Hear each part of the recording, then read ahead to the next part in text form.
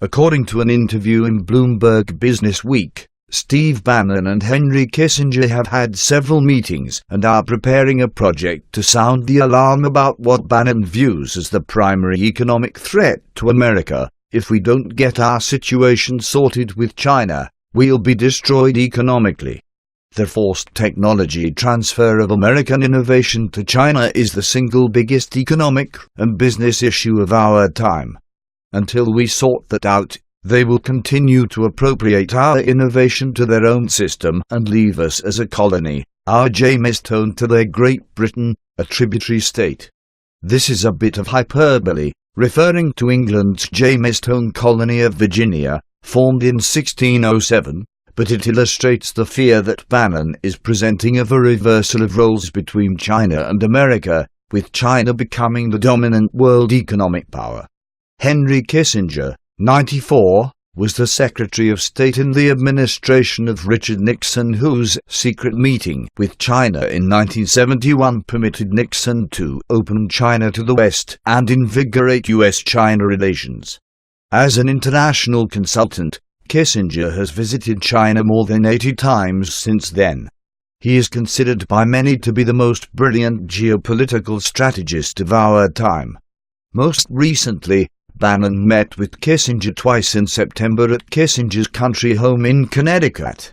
Both Bannon and Kissinger are experts on world and military history, and Bannon is also an expert on generational dynamics, so he understands that a new war between China and the US is approaching.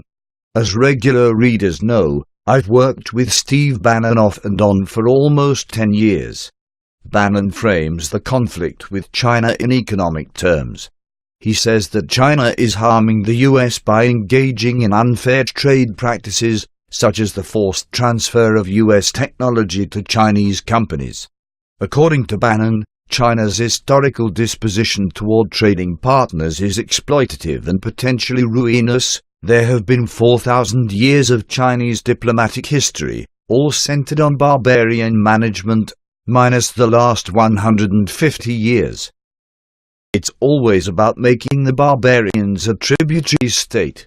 Our tribute to China is our technology. That's what it takes to enter their market, and they've taken $3.5 trillion worth over the last 10 years.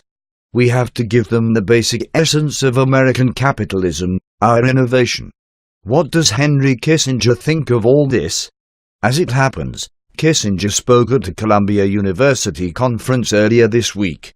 Possibly with his meetings with Bannon in mind, his speech emphasized that America and China must have economic relations to avoid World War III and global destruction. China's Belt and Road Initiative, in seeking to connect China to Central Asia and eventually to Europe, will have the practical significance of shifting the world's center of gravity from the Atlantic to the Pacific, and will involve the cultures of Eurasia, each of whom will have to decide what relationship to this region they will see, and so will the United States.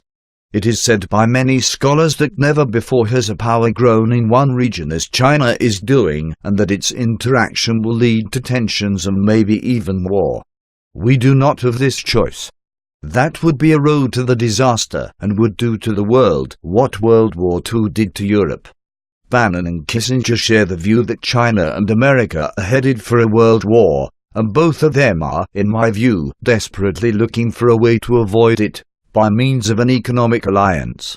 From the point of view of generational dynamics, avoiding this world war is impossible. In every century for millennia, every continent of the world has had massive wars that have killed half the population. In the last century, there were 2 world wars, plus additional massive wars in Africa, China, South America and South Asia. That this will happen in this century is 100% certain. Thanks Conservative Post for the help with this.